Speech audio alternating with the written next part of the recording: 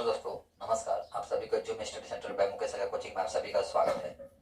आज आप सभी मेरे साथ सुंग वंश, कण्वा वंश और सतवाहन वंश से संबंधित डिस्कस करने वाले हैं, जो कि आपका कॉम्पिटिटिव लेवल के एग्जाम का जैसे देखा जाए तो अत्यंत इंपॉर्टेंट टॉपिक्स है।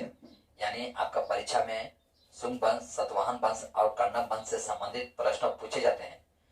तो समय ना गंवाते हुए हम टॉपिक्स की ओर बढ़ना चाहोगे। इससे पहले आप सभी से आग्रह है, यदि आप नए हैं तो मेरे चैनल को सब्सक्राइब कर दीजिए और इस वीडियो में अंत तक बना दिएगा, वीडियो स्किप करके मत देखिएगा। देखिए, मौर्य डायनेस्टी का वर्णन करना यहाँ इसलिए आवश्यक बन जाता है, जैसे कि आप जानते हैं मौर्य डायनेस्टी के समय बौद्ध धर्म जो प्रचार प्रसार जो हुआ करता था वो अत्यधिक हुआ करता था। यानी मौर्य सम्राट का जो सर्वश्रेष्ठ शासक थे, सम्राट अशोक, अपने जीवन का अंतिम समय में बौद्ध धर्म को स्वीकार कर लेते हैं। यानी कलिंग युद्ध के पश्चात उनका हृदय परिवर्तन हो जाता है और वो अहिंसा मार्ग को अपना लेते हैं। और स्वयं सम्राट अशोक जो है अपने एक पुत्र जिसका नाम था महेंद्र और एक पुत्री जिसका नाम था संमित्रा, इन दोनों को सिंहल द्वीप पर भेजते हैं बौद्ध धर्म का प्रचार प्रसार करने के लिए। सिंहल द्वीप यानी वर्तमान का श्रीलंका। सम्राट अशोक जो है अन्य धर्मों को भी उसी नजर से देखते थे जिस नजर से बौद्ध धर्म के अनुयायियों को देखते थे। लेकिन समाज का एक बहुत बड़ा हिस्सा जो है, यानी समाज का एक बहुत बड़ा प्रांत जो है, कहीं ना कहीं सम्राट अशोक से नाराज होता है, लेकिन उनके विरोध में आवाज उठाने की क्षमता जो है उनके अंदर नहीं होती है। जैसे कि जानते हैं, विशेषकर देखा जाए आपका सनातन धर्म के जो अनुयायी हैं और सनातन धर्म में जो ब्राह्मण जो होते हैं, विशेषकर वो नाराज होते हैं। कारण क्यों? कारण यह था कि देखिए, जैसे कि जानते हैं सनातन धर्म में ब्राह्मणों का जो वर्चस्व होता है, यानी समाज में जो पकड़ होता है ब्राह्मणों का, अत्यधिक होता है। और बौद्ध धर्म का जितना प्रचार प्रसार हो रहा था उतना ही आपका ब्राह्मणों का जो पकड़ था समाज पर वो ढीली पड़ती जा रही थी। तो कहीं ना कहीं आपका देखा जाए ब्राह्मण वर्ग जो है नाराज होता है बौद्ध धर्म का बढ़ते प्रभाव से। मौर्य डायनेस्टी का जो अंतिम शासक थे बृहदत्त जो थे, वो अपने पूर्वजों के जरिए या अपने पूर्वजों के भांति अपने साम्राज्य को चला नहीं पाते। देखिए, मौर्य वंश का जो अंतिम शासक थे आपका, मौर्य वंश का अंतिम शासक कौन थे आपका? बृहदत्त अंतिम शासक थे। इनका सेनापति था आपका सेनापति पुष्यमित्र सुंग। पुष्यमित्र सुंग जो थे ये जात से क्या थे? ब्राह्मण थे। और ये 185 ईसा पूर्व यानी बीसी ईसा पूर्व में आपका बृहदत्त की क्या कर देते हैं? हत्या कर देते हैं। बृहदत्त की हत्या करते हैं। हत्या करने के पश्चात आपका सुंग वंश की स्थापना करते हैं। सुंग वंश की स्थापना करते हैं और अपनी राजधानी जो है कहां लेके आते हैं? विदिशा। जैसे कि आप जानते हैं कि मौर्य डायनेस्टी के समय आपका जो राजधानी हुआ करता था वो कहां हुआ करता था आपका?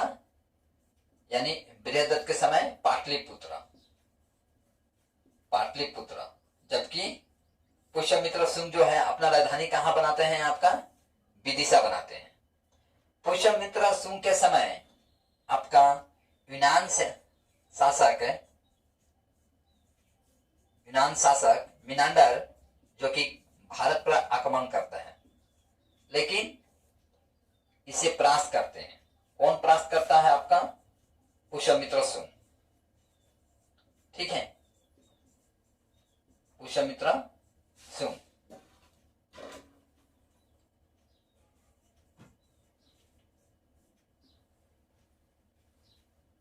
पुष्यमित्र शुंग इसे परास्त करते हैं। इनका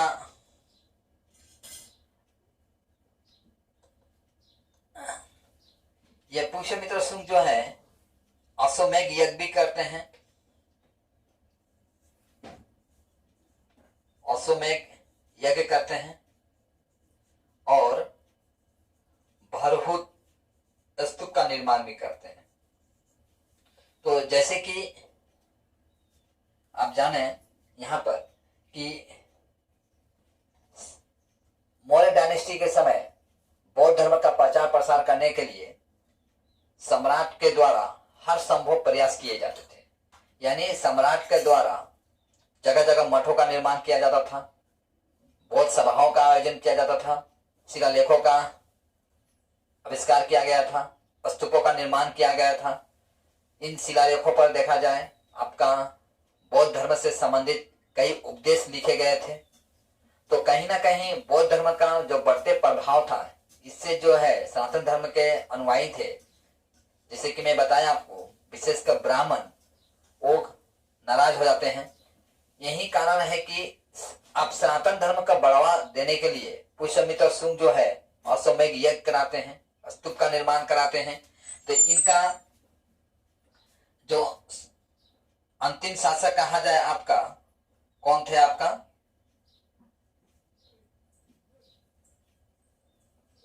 अंतिम शासक जो है इनका कौन थे? देवभूति। देवभूति अंतिम शासक थे। इनकी हत्या हो जाती है देवभूति का। कब होती है आपका? 73 ईसा पूर्व में इनकी हत्या हो जाती है। कौन करता है इनका हत्या? वासुदेव। वासुदेव हत्या कर देते हैं। और वासुदेव हत्या कर कौन सी वंश की स्थापना करते हैं? अपना एक नया वंश स्थापना करते हैं, जिस वंश को कण्व वंश के नाम से जाना गया। ठीक है। और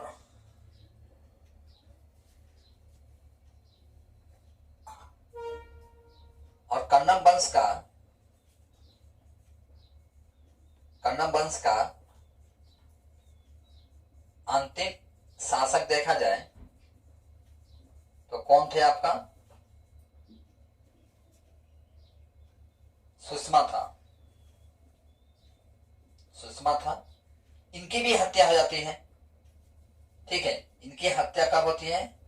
60 ईसा पूर्व में। कौन करता है इनका हत्या? सुमिस।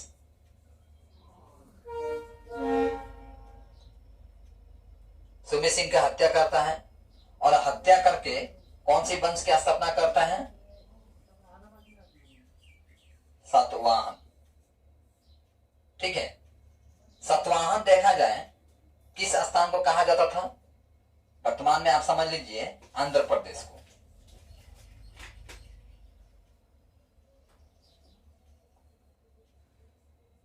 आंध्र प्रदेश को। ऐसे भी सातवाहन जो है आपका औरंगाबाद जिला में आता है। सॉरी, हाँ, सातवाहन जो है औरंगाबाद जिला में आता है। आंध्र प्रदेश का एक जिला है जिसका नाम है औरंगाबाद। तो सातवाहन जो है अपना राजधानी बनाते हैं आपका कहाँ? प्रतिष्ठान। अपना राजधानी बनाते हैं। इनके समय में कई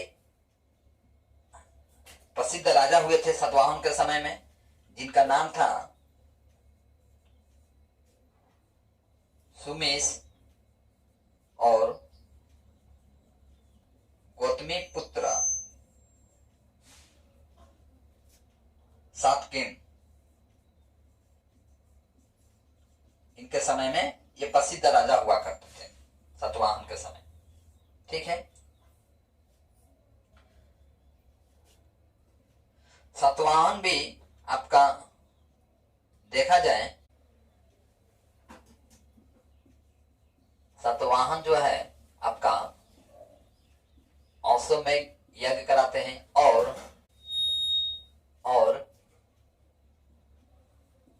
राजसूय यज्ञ, यानी सतवाहन जो है 2 यज्ञ कराते हैं। एक तो आपका अश्वमेध यज्ञ और दूसरा है राजसूय यज्ञ भी कराते हैं। ठीक है, देखिए सतवाहन के समय कई प्रसिद्ध साहित्यकार थे, तो उनके बारे में थोड़े बहुत जान लेते हैं।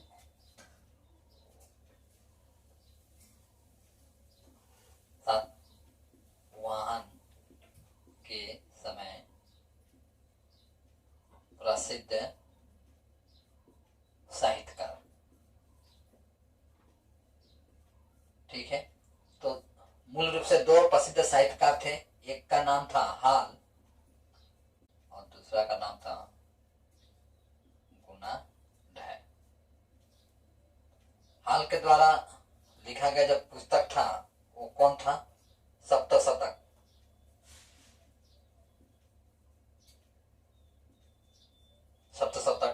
और गुना ढय के द्वारा लिखा गया पुस्तक का नाम था बृहत कथा। ठीक है, इनके द्वारा ये लिखा गया था, बृहत कथा और सप्त कथा। कई कभी परीक्षा में ये पूछा गया है सप्त शतक का लेखक कौन है, तो हाल है। तो गुना ढय जो लिखे थे उनके द्वारा लिखा गया पुस्तक का नाम था बृहत कथा। सतवाहन के समय भाषा देखा जाए आपका, तो इनकी भाषा क्या चलती थी आपका?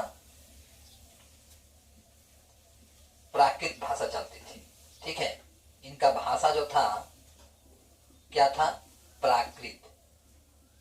और लिपि देखा जाए इनका, तो लिपि कौन सा लिपि चलता था? ब्राह्मी लिपि चलता था। तो ब्राह्मी लिपि कैसे लिखा जाता था?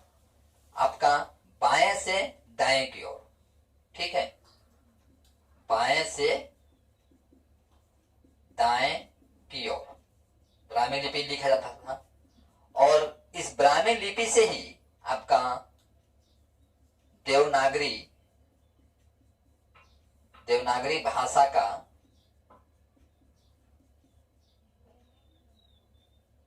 वर्णों का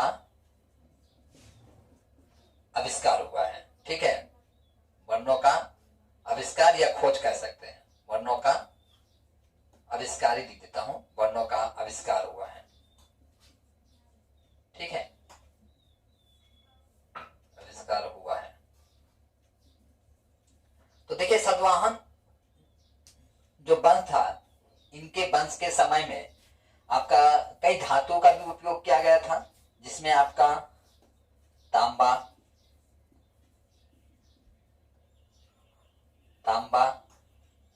और पित्तल, सीसा, कांसा, यानी इन सब धातुओं से बने वस्तुओं का उपयोग किया गया था।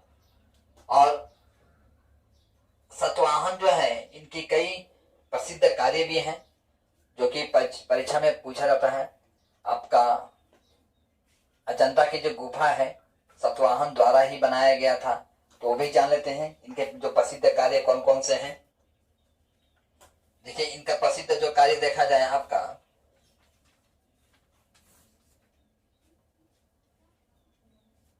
इनका प्रसिद्ध कार्य था आपका अमरावती कला का विकास। ठीक है, अमरावती कला का विकास जो है आपका सतवाहन के समय ही हुआ था। और अजंता की गुफा जो है, अजंता और एलोरा का, ठीक है, अजंता और एलोरा का गुफा जो देखेंगे यहाँ पे, ये सतवाहन का द्वारा ही बनाया गया था। सतवाहन के द्वारा निर्माण किया गया था। ठीक है,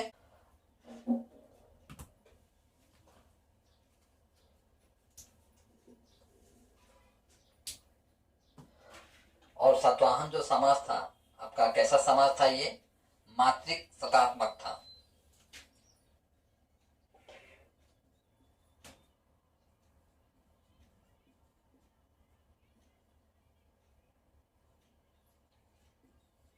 मातृसत्तात्मक था और सातवाहन को दक्षिणा प्रांत का स्वामी भी कहा जाता था। ठीक है, दक्षिणा पथ का स्वामी कहा जाता था। ठीक है, इस हिसाब से मैं सातवाहन वंश, कन्नम वंश और शुंग वंश से संबंधित मैं उन्हीं तत्वों को आपके सम्मुख रखने का प्रयास किया हूं जो कि आपका परीक्षा में पूछे जाते हैं। एक बार मैं चाहूंगा आप एक बार मेरे साथ रिवाइज कर लीजिए। देखिए, मौर्य वंश का अंतिम शासक कौन थे? आपका बृहदत्त। बृहदत्त का हत्या किसने करता है? तो आपका पुष्यमित्र शुंग करते हैं। कब करते हैं? 185 ईस्वी में। इस हिसाब से आप समझ गए। 185 ईस्वी में आपका बृहदत्त का देहांत होता है, यानी हत्या होता है, और उस हत्या के पश्चात ही आपका कौन सी वंश की स्थापना होती है? तो आपका शुंग वंश की स्थापना होता है।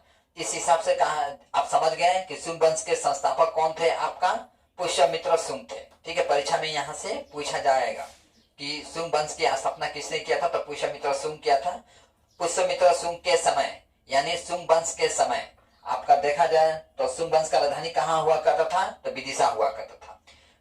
आपका शुंग वंश के समय कौन यूनानी शासक जो है भारत पर आक्रमण किया था? तो मिनांडर था। मिनांडर जो भारत पर आक्रमण किया था, हालांकि ये परास्त हो गया था।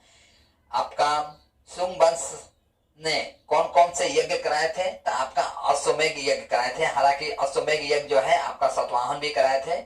और सनातन धर्म का प्रचार प्रसार करने के लिए ये भरत खुद एक स्तूप का भी निर्माण कराए थे। जिस तरह से बौद्ध धर्म को बढ़ावा देने के लिए जिस तरह से शिलालेखों का आविष्कार किया गया था, स्तूपों का निर्माण किया गया था, बौद्ध मठों का निर्माण किया गया था, जनसभा का आयोजन किया गया था, उसी तरह से सनातन धर्म को बढ़ावा देने के लिए आपका पुष्यमित्र शुंग जो है अश्वमेघ यज्ञ कराते हैं और भरहुत स्तूप का भी निर्माण भी कराते हैं। ये शुंग वंश का अंतिम शासक देखा जाए तो कौन थे? आपका देवभूति थे। देवभूति की हत्या कब होती है? 73 ईसा पूर्व में होती है। ठीक है, इनकी हत्या कौन करते हैं? तो वासुदेव करते हैं। वासुदेव देवभूति की हत्या कर एक नए वंश की स्थापना करते हैं, जिस वंश को किस नाम से जानता है? कन्नव वंश के नाम से जाना जाता है। ठीक है, कन्नव वंश का अंतिम शासक कौन थे? सुषमा थे। कन्नव वंश का अंतिम शासक कौन थे? सुषमा थे। इनकी हत्या कब होती है? 60 ईसा पूर्व में होती है। कौन करते हैं इनकी हत्या? तो सुमिस करते हैं। सुमिस इनकी हत्या करके कौन सी वंश की स्थापना करते हैं? आपका सातवाहन वंश। यानी सातवाहन वंश उस प्रांत को कहा जाता था जो वर्तमान में आप उसे आंध्र प्रदेश के नाम से जानते हैं। सातवाहन जो स्थान है वर्तमान में कहाँ है? आपका औरंगाबाद जिला में है। दूसरी तरफ देखेंगे, सातवाहन के समय जो प्रसिद्ध शासक हुआ करते थे, सातवाहन के समय जो प्रसिद्ध साहित्यकार हुआ करते थे वो कौन थे? हाल थे और गुणाढ्य थे। जो कि हाल जो है सप्तशतक जो है पुस्तक लिखते हैं और गुणाढ्य जो है बृहद कथा एक पुस्तक लिखते हैं। ठीक है, तो ये इंपॉर्टेंट भी है आपका। सातवाहन के समय प्राकृत भाषा का उपयोग किया गया था और इनका जो लिपि जो था, ये लिपि क्या था? ब्राह्मी लिपि था। ब्राह्मी लिपि जो है आपका बाएं से दाहिने की ओर लिखा जाता है। ठीक है, ये भी इंपॉर्टेंट है आपका। सातवाहन के समय जो है आपका किन किन धातुओं का उपयोग किया गया था? सातवाहन के समय तांबा, पीतल, सीसा और कांसा जो धातु है इसका उपयोग किया गया था। सातवाहन का कुछ प्रसिद्ध कलाकृतियां भी हैं, तो उनके बारे में भी जानते हैं। तो देखिए, अमरावती कला का जो विकास है सातवाहन के समय ही होता है। अजंता और एलोरा का गुफा जो है सातवाहन के द्वारा ही निर्माण किया गया है। परीक्षा में यहाँ से पूछा जाता है। विशेषकर अमरावती तो पूछा ही जाता है। अमरावती और एलोरा का जो गुफा है ये परीक्षा में पूछा जाता है। अमरावती हो, एलोरा हो, और ये एलोरा का और अजंता। ठीक है, ये जो तीनों है आपका इंपॉर्टेंट है, यहाँ से परीक्षा में पूछा जाता है कि अमरावती कला, अजंता और एलोरा का जो गुफा है इसका निर्माण किस वंश के समय हुआ था या किसने किया था। ठीक है, विशेषकर किसने किया था ये नहीं पूछा जाता है, किस वंश के समय में इन कलाओं का या इन गुफाओं का निर्माण किया गया था, ये आपका परीक्षा में पूछा जाता है। ठीक है, मैं चाहूंगा आप इसका एक स्क्रीनशॉट ले लीजिए।